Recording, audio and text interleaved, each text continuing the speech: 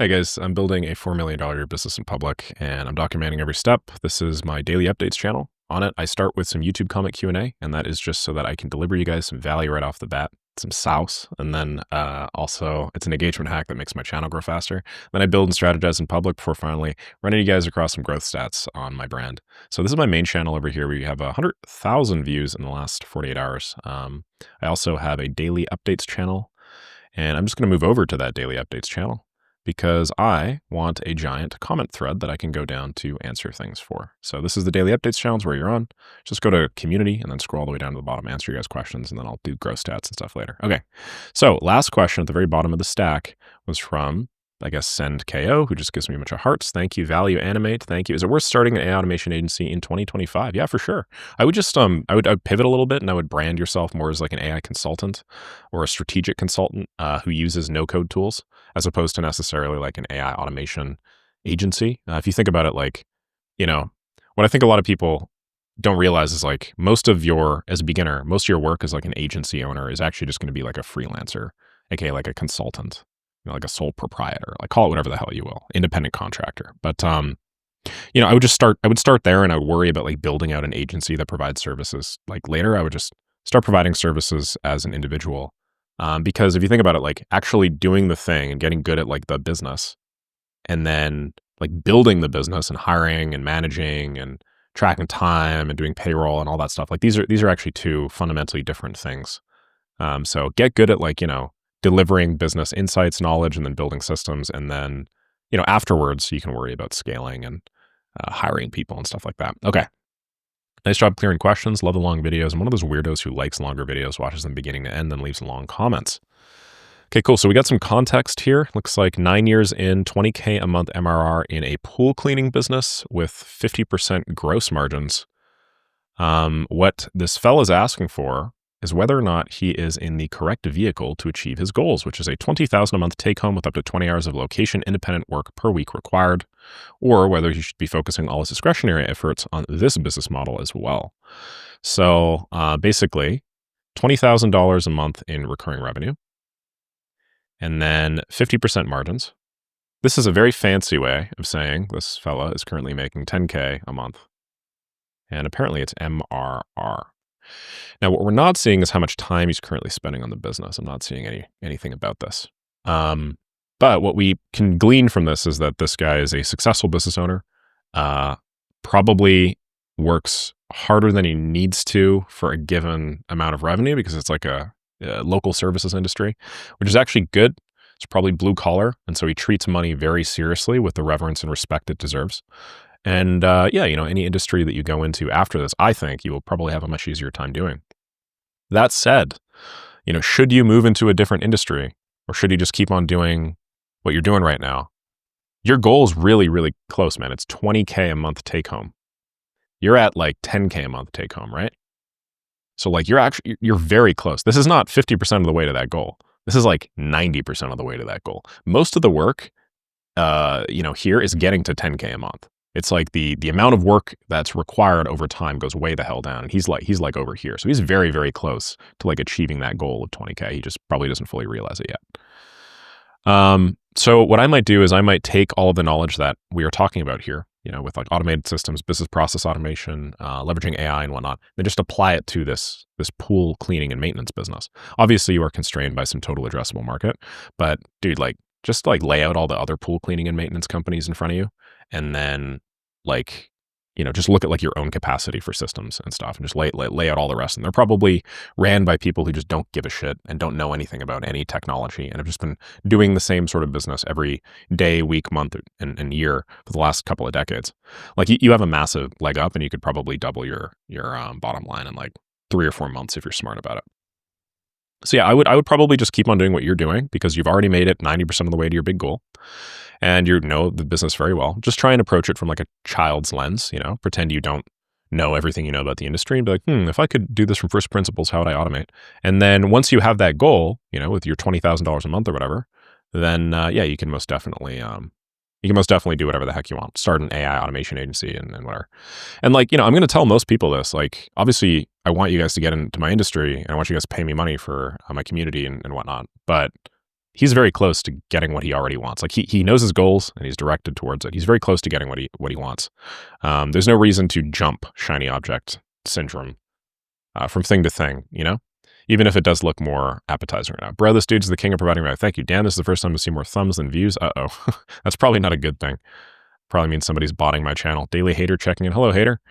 I've been running my automation company for 10 months now. I'm doing $300,000 in profit a month with a 9-person team. We do 4-month contracts, a little over quarterly with $10K up front, averaging $35K per client over 6 months, upsells included. Okay, so to be clear, so $25,000 over 6 months. That's including upsells. So what's your base contract price? Right? You're saying 10K up front, and then you're saying like what, like $3,000 a month or something like that?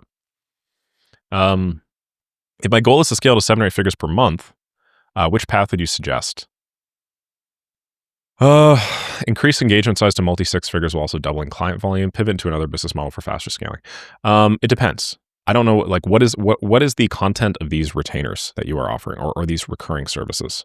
If you go into the enterprise world, for the most part, you're going to be providing like large, very intimately scoped contracts. And you are probably going to go more into like the realm of like custom software development stuff, which probably going to lead to you scaling a team to more than 9 people. You know what I mean? Like you're probably going to need like a lot of people just to satisfy whatever perceived staffing requirements there are for an enterprise contract.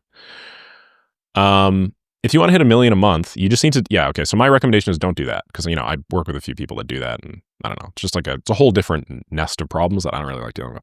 My recommendation is just do what every other agency needs to do at that size, okay? What every other lean agency does at the $1 million a month mark, okay, in order to get to 8 figures, is they all productize the hell out of their offer. Like the hell out of their offer. We're not just talking productized with like perceived white glove service. We're talking like Fat Joe level productization. These are, it's one of my old clients and the founder's a friend of mine. So this is like, you know, this is like SEO productization. A few years ago, obviously they were, you know, I don't know how their business is now, but they were crushing it. They were like on top of the world. And it's like the biggest and best SEO company on earth, essentially. And they productized the hell out of everything to the point where like you literally like, you know, you order and you create an account on their platform. There's 0 fulfillment cost. They charge you mostly based off placements. These are various, you know, like blogger outreach deliverables. This over here is various like link building deliverables, you know. And you can go on their website and you can order a $7,755 campaign thing. And I don't know what their margins are anymore, but I imagine they're probably like 80% COGS. Like with, you know, like their gross margin's probably like 80% on this, just because it's super productized. What does that look like for you? Yeah, I don't know exactly because I don't really know what you're doing. But I know for sure that it's probably not going to be providing automation services. Like the end kind of state of like a high income product, like automation agency is usually not like an automation agency. Like it doesn't actually look like an automation agency. Usually you just niche down into some like subset of the services that you are providing. Then you sell the outcomes, not necessarily the systems that get you to the outcomes. So like cold email agency, for instance, the end state of a automation agency might not be an automation agency. You know, they make like $200K a month or whatever. It'd be like a cold email agency that is enabled through automation and AI. Could be some like high level, I don't know, like CRM implementation agency or demand gen agency or go to market agency or whatever, right? Like these aren't actually all automation agencies. These are, these are specific agencies that deliver specific outcomes and that just use automation in order to do so. So yeah, these are pretty cool. And then also like whatever you're doing right now, you know, you do a 10K up front and then 35K per client over six months. That means 25K divided by 6, which is like 4K each. And then you're also talking upsells here, right? So like, what is your actual monthly relationship? Like it's probably between 2 to 3K. Like you could also just increase that. And then like position yourself as like a higher tier service and then go like 5 to 8K. And then, you know, you could average 60, 70K per client. Okay, Unofficial Le Twin says, hey, Nick, you run a much bigger community than me. I have 155 members at $100 a month approximately, so 15.5K. Just going to drink this. I'd advise the software play inside of my community. So this guy's doing a white label GHL. I'm just being an affiliate for them because 70% of my current 155 members are paying $100 a month for my white label GHL product. It's a massive revenue add with very little effort. He's also hired Extendly to provide 24/7 video and chat support to all customers, which costs $2K a month, but with your audience would deliver outsized results. Is this a advertisement for Extendly? So 73% of my current 155 members are paying $100 a month. Wow, 73%. Well, I mean, yeah, I mean, like you gotta push it really hard, right? I don't know, man. I don't really think I'm gonna like push software on everybody. I obviously understand the diversification plan. Maybe this is not the optimal decision, but like I only really have so much time in a day.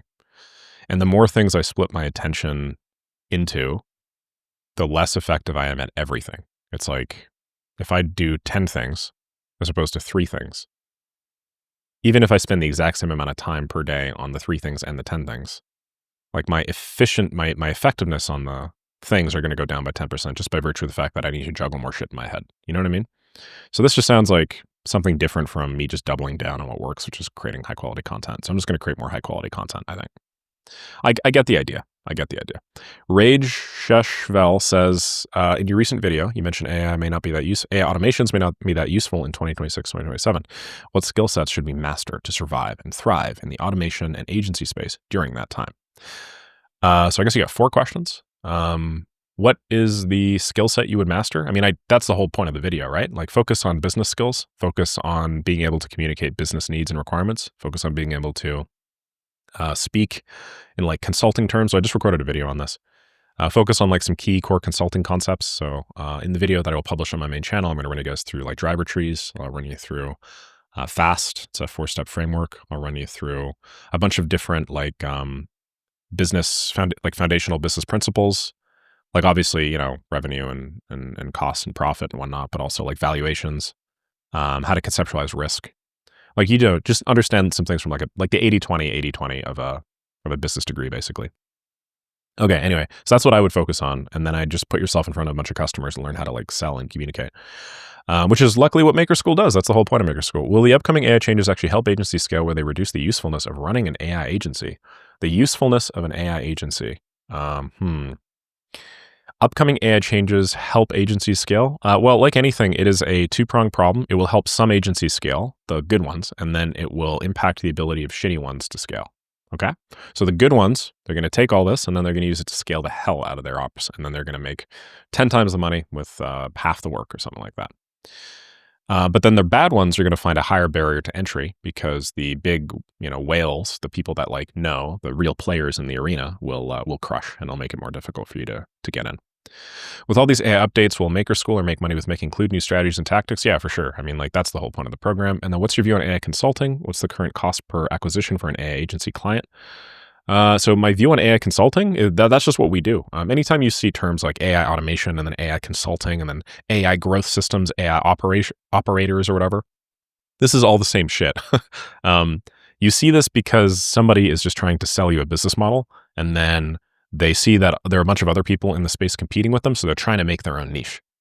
In content, this is called packaging. So they are repackaging an idea, basically.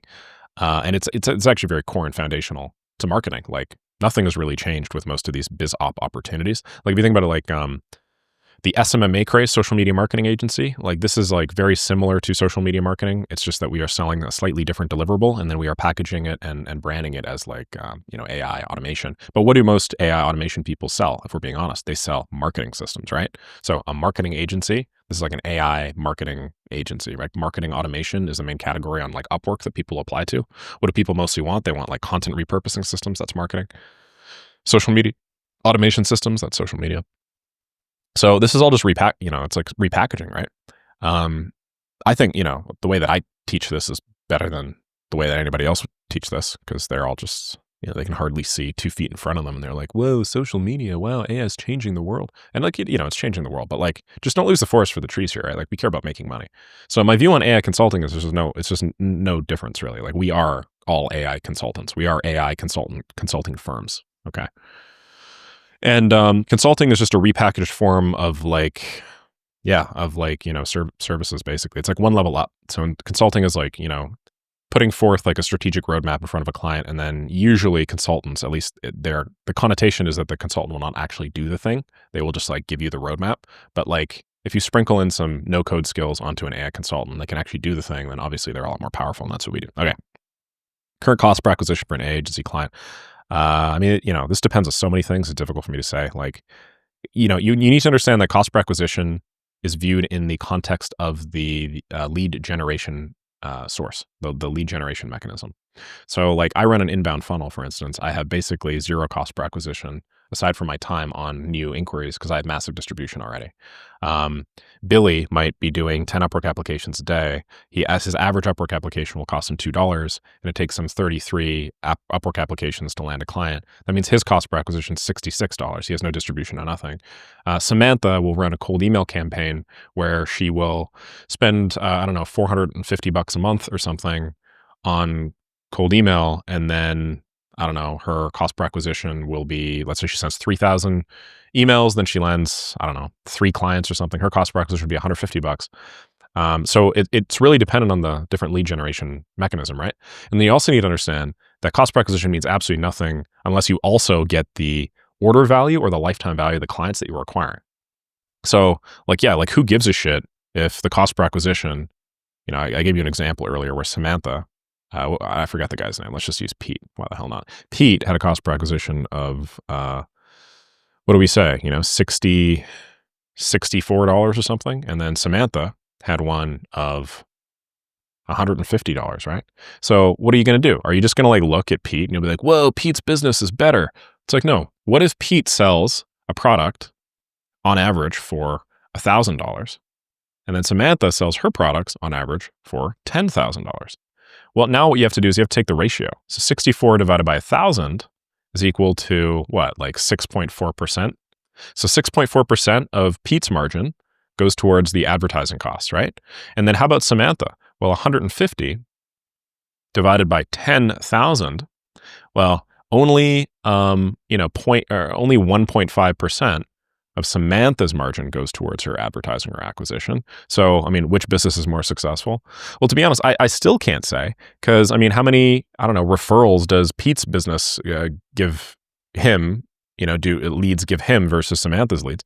Like, there's just so many different things here. So, yeah, anyway, hopefully I've just elucidated some of the business concepts here that you should understand. Okay, I'm running out of time because I got to jump on a podcast with Jack. So I got a really fun idea, actually. I do this podcast with Jack Roberts, who's just in New York for like an NANN conference. Jack's such a cool guy. He reached out to me, I guess, like a year ago, and he'd been reaching out to me a little bit. He'd been like, hey, bro, how's it going? Hey, man, love the stuff you're doing, whatever. And like, I don't know. I was just like really locked in on the work that I was doing at the time. And I was just like, I'm not going to take any partnership requests. I'm not going to do anything. So like, we spoke a little bit, but I didn't like actually do anything with him. But I was in a very like zero sum mindset, I would say, where I thought that, if I partnered with somebody or I discussed working with somebody, then that necessarily meant that I would, it would be to my detriment and then to their benefit or something. Anyway, I don't know, man. I was just like less mature when it came to content, and I was definitely more of a scarcity mindset. So he kept on reaching out to me because he's like, dude, I really like your stuff. We're really similar minded. Like, do you want to chat? Like, you want to hang out? And then one day I just called him and he was like walking his dogs. It was like morning my time and then like evening his time because he was in the UK. And we just had like a good conversation, man. It was like 45 minutes to an hour. And ever since then, we become fast friends. So we chat all the time. We hit each other up on WhatsApp. We do calls every now and then. And then we also started running a podcast. And the reason why we did the podcast is because what you'll find is when people make a lot of money on the internet, everybody does a podcast. And you're like, what the hell's up with podcasts? Well, podcasts are just a way for you to like hang out with a friend while also making content. So isn't that stupid? You just like take the time cost of hanging out with a friend and you're like, hey, why don't I make money while also hanging out with you? And turns out that people are just inherently interested in what people that make a lot of money talk about and how they interact because they're looking to pattern match those people, right? Because they think that like their personalities are important parts of why they make money. And to some extent, they're true. So anyway, Jack had a great idea. We were chatting about Halo 3, which is a video game that old heads will know. And he's like, dude, why don't we play some Halo 3? And then we can like stream it live and then just like talk about AI automation stuff. And he's like, we can just take questions in the chat and then just play video games together. He's like, it'll humanize the hell out of us. And then, most of the people that follow us, like we're in a technical industry, right? So everybody plays video games. But like, when's the last time you saw a big business guy playing video games? You don't see Hormozy playing video games, right? Dude, you guys see all the memes of Donald Trump and Joe Biden and Obama and stuff like that all over Instagram? And they're like queuing up for Call of Duty, the TikTok trends where it's like Donald Trump being like, just 360 no-scoped a guy, These like really improved their public perception amongst the youth. So anyway, I'm not trying to do it as a fun, as like a play to like make myself more human, because I like playing video games. And I was just thinking like, why does nobody do this? So anyway, Jack and I, to make a long story short, are going to play some video games together, and then we're going to like stream it. It's going to be fun. So I'm thinking of doing it like weekly. He's going to crush me if we do actually play Halo, because he's so much better than me at that. I think he was like part of some like actual major league gaming thing. We were also talking about playing Fortnite, and I'm the worst at Fortnite, like the worst at Fortnite. I also don't have like a gaming computer. So if we do this, I will literally buy a gaming computer just to stream with Jack for an hour a week. I'm trying to get him to play some League of Legends. But my LeBlanc fans, that'd be pretty fun. Do some streaming. I play a good Scion as well.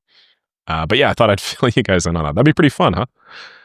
You know, and there's this guy out there, and like, Jackie, I don't know if you're watching this, but like, it to some extent, he and we probably got this idea from you, because he streams him playing RuneScape sometimes, and then he just answers questions on his thing that people ask him while he's chopping down yew trees. And it's like the most human thing ever. You know, it's just like cool. It's like, this is what people actually do. It's like, do you really think all these big business magnate guys like don't relax at the end of a long day and just hang out? It's like, no, obviously they do. They're just like trying to portray some image about how like, nah, wake up and grind. The grind never stops. All I do is work. And it's like, nah, man, that's not really what people want to see. People want to see you being you. So if I could just like kill two birds with one stone, and then if I could, you know, play some fun video games and hang out with my buddy, Jack, and, you know, I don't know, it'll just be so much more engaging and stuff like that. Like, why the hell not? I think that that's a positive. I think that's a very positive move. So yeah, anyway, I guess to make a long story short, y'all I'm moving into Twitch streaming. Just play video games all day. Yeah, cool. So these are my stats. The reason why we have such less growth compared to yesterday is just because I recorded yesterday's video pretty late, and I'm recording today's video quite early. And so realistically, our growth rate is still quite high today. We're probably at like over 1,200 in a 24-hour period, which is like supra whatever. And then this was probably inflated because, you know, we had more time. To remind you guys, I don't track these because I care too much about the specific metrics. To me, it's just important to see the direction that I'm going. Also, it is extremely motivating when you see like this unbroken chain of daily tracking. It's not like truly unbroken a couple of these days. I just did not track, and I've since filled them in with historical stats. But yeah, it's just very motivating. It's just kind of cool. You know, I had one thing I'll end with is I had somebody ask me like, hey, how should I track my outreach? And I was like, oh, like you should literally track your outreach like this. Like, let's say you have Upwork as a lead gen mechanism, and then you have, sorry, let's just move on over here. Let's just say you have Upwork as a lead gen mechanism, and then you're using cold email as a lead gen mechanism, and then you're using, I don't know, communities, okay? So I literally would track like this. Upwork, okay, so date over here, Upwork apps, Upwork replies. So maybe let's just do Upwork apps so I can make these columns smaller. Upwork calls, Upwork closes. Then I do cold email sends, cold email replies, cold email positive replies, and then cold email closes. Cold email calls, then cold email show ups, and then cold email closes. All right. And then basically what I do is I'd go like, you know, September 5th, and I would just count. How many did I do? I did 10. Okay. How many replies did I get? I got 2. Okay. How many calls did I get? I got 1. How many closes did I get? 0. How many emails did I send? 270. How many replies did I get? I don't know, 8 or 7. How many positive replies did I get? I got 3. How many calls did I book? I booked 1. You know, maybe I had 1. We should disambiguate. Sorry. I forgot to disambiguate. Positive replies, number of meetings booked, then actual number of meetings had. Okay. 2, then I had 1, and then 0 people showed up, and I closed 0 people. Cool. These are what are called inputs. And this sort of tracking is very, very simple. It lacks what's called attribution, which is the ability to look specifically at an application and say, oh, this application led to that call, which is very important. But the trick is here, some tracking is better than no tracking. And so even if you don't have attribution metrics, but you have attributable metrics, but you have like input metrics that you just track consistently over time, you know, if you just track this consistently enough over time and you end up with like, I don't know, like 2 weeks worth of tracking, you'll actually very, very easily be able to see what your metrics are across this. Like, even though, you won't have stats regarding like the number of closes and stuff like that and which thing it related to, you'll be able to count up all of your closes. Then you'll be able to count up, which is, 2, let's say, over 5 days. You'll be able to count up all of your apps. Then you'll be able to say things like, hey, my close to app ratio is 2/50, or I don't know, 1 in 25. That means I get one client every 25 apps. Likewise, my, I don't know, like my close to reply ratio is, I don't know, what is this? 5, 7, 11, 16 is 2/16, which means I get a close every 8 replies. Like, you can actually start doing all this math, and then you could start projecting things based off of your inputs, which is very, very valuable. So yeah, I'll just leave it with that. But I thought, I would clarify just why the hell I track in such a stupid brute force caveman kind of way. Because all I really care about at the end of the day is just like that unbroken chain, and then the ability to do things like run relative metric stats, right? And then, with Google Sheets, I can do things like relative metrics. I could, like, let's say, grab the last, how many days is this? 11 days. And then I could see that my average relative growth metric was 0.4%. And then I could start making reasonable projections as to where I'm going to be in, let's say, 3 months from now, based off a 0.4% growth rate. Okay, I'm going to stop talking. Thanks so much for watching this video, guys. Hopefully this added value. Have a lovely rest of the day. And I'll catch all y'all on Halo. Major League Gamer.